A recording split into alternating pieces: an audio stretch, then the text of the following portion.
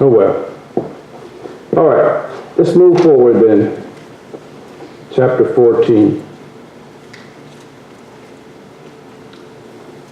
And so it says, Then I looked, and behold, the Lamb was standing on Mount Zion, and with him 144,000.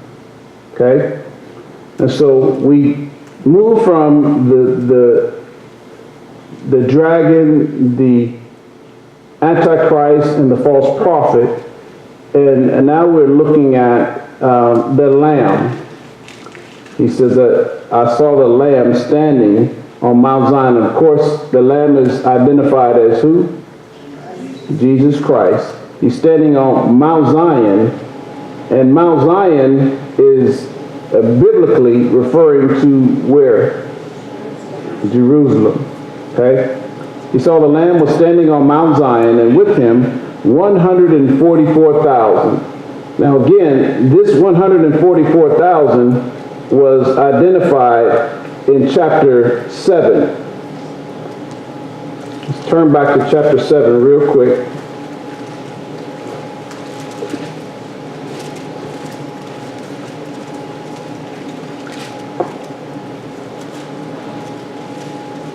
Remember, all of the seals have taken place, and so when we get to chapter 7, this 144 comes up.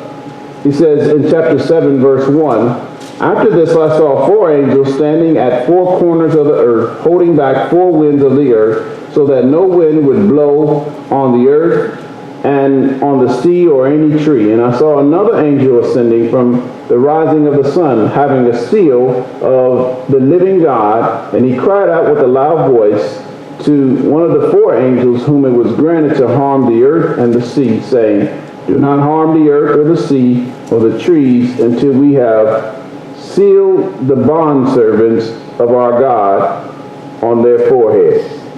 Okay? These bondservants are the ones who are sealed, and it goes on to talk about who these bondservants are. Okay? Now, these bondservants, according to some cults, are their particular groups. For instance, the Jehovah's Witnesses would say they are the 144,000. Some years ago, when they passed the number of 144,000 Jehovah's Witnesses, they were forced to change their theology. So now their theology says that they are the 144,000, but of the whole group, the 144,000 are basically the elite Jehovah's Witnesses. So theology has a way of changing when life changes. That's bad theology. The other groups who identify themselves as the 144,000, but it's clear in the text that these 144,000 are, it says, bondservants of God. They are, verse 4, and I heard the number of those who were sealed, 144,000, sealed from where? Every tribe of the sons of Israel. Okay, so the 144,000, they are Jews from the tribes of Israel. Okay? Now, let me just throw this in real quick. Now, the Hebrew Israelites, this black cult, would say that all of the tribes of Israel are black. We, they would say, are descendants of the tribes, the original tribes of Israel. We just don't know it. So their job is to convince us that we are descendants of the tribes of Israel, all black people. Now,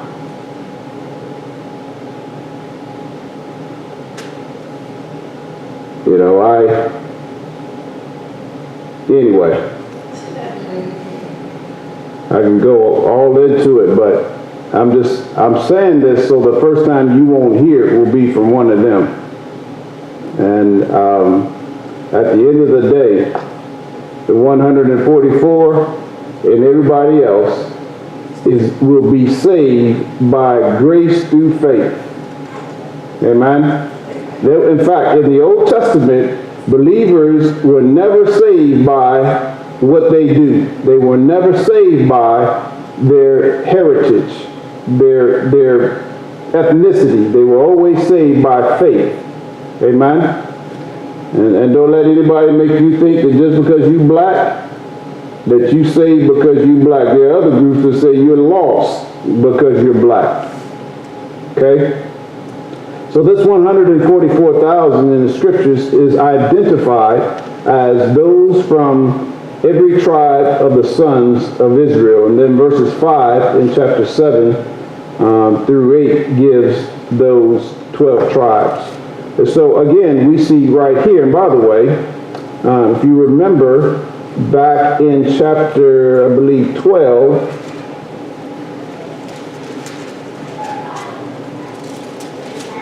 there was God's protection of Israel. Chapter 12, verse 13, and when the dragon saw that he was thrown down to the earth, he persecuted the woman, referring to the woman as who? Israel, who gave birth to the male child, who was who? Christ, who gave, but the two wings of the great eagle were given to the woman so that she could fly into the wilderness to a place where she was nourished for a time and a half from the presence of the serpent. And the serpent poured out water like a river out of his mouth after the woman. And ultimately, it says, so God protected Israel. He's always protected Israel. Okay? All right, chapter 14, verse 1. Then I looked, and behold, the Lamb was standing on Mount Zion, and with him 144,000, having his name and the name of his Father written on their foreheads. Okay? And so there are two names. They got the name of the Lamb written on their forehead, and they also have the name of who? God the Father on their foreheads. Not on their hands. They will be easily identified. Okay, they have two names written on their foreheads. And John goes on to say, and I heard a voice from heaven like the sound of many waters and like the sound of loud thunder. And the voice, by the way, this in verse 2 we see the word like, which lets us know that this is metaphorical language, right? His voice sound like the sound of many waters and like the sound of loud thunder, speaking of God's authority. And the voice which I heard was like the sound of a harpist. We've got waters, many waters, loud thunder, and he says, I heard a voice which was like the sound of a harpist playing on their harps, plural. We got sound like the rushing waters. It sounds like thunder, and then harps. It's hard to even imagine what that would sound like. And then verse 3, it says, and they sang a new song before the throne and before the four creatures and the elders, and no one could learn the song except the 144,000 who had been purchased from the earth. Okay, so what's taking place here in verse 3? Worship. Worship. Now, most of the time, I've said this before, most of the time when we look at the book of Revelation, we look at all of the plagues and all of the stuff that's going on. But ultimately, I believe it was in chapter 4, we got a picture. God gave John that image, gave him an image of worship in heaven. And so we see this again in verse 3. They sang a new song. By the way, what is this song? Might be a Kirk Franklin song. Think. It's an unidentified song. It probably will not be stomped.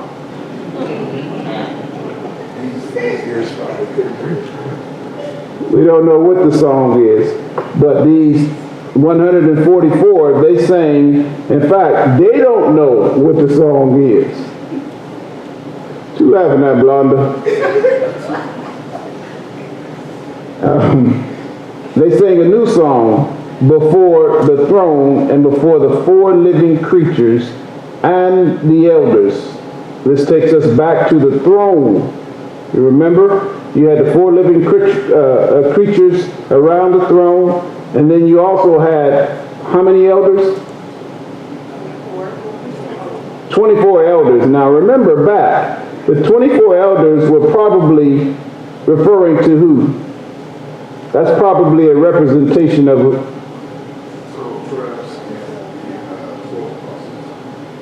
could be the 12 tribes and the 12 apostles. Many scholars think that's a representation of the church there in heaven.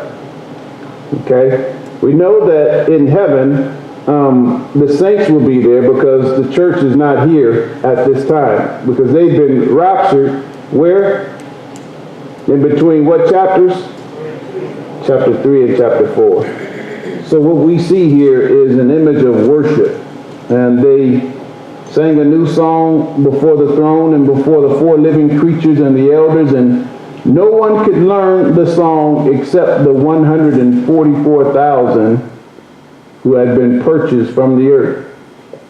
Not even the four living creatures or the 24 elders. It says this new song was a song directly for the 144,000. Okay? Yes. In chapter 5 and 9, it says, and they sung a new song, saying, Thou art worthy to take the book and to open the seals thereof. So was that the song? I don't think so. But then here's why. Because that's the song that's been identified. This song says that they sang a new song. So the one that they sang back in chapter 5, I would say is a different song. Okay. Because this song was directly in chapter 5 related to the Lamb who was, because remember, John was weeping because there was no one that was worthy to open up the book. And so we see this right here. You're in verse 9? Mm-hmm. Verse 8, yeah.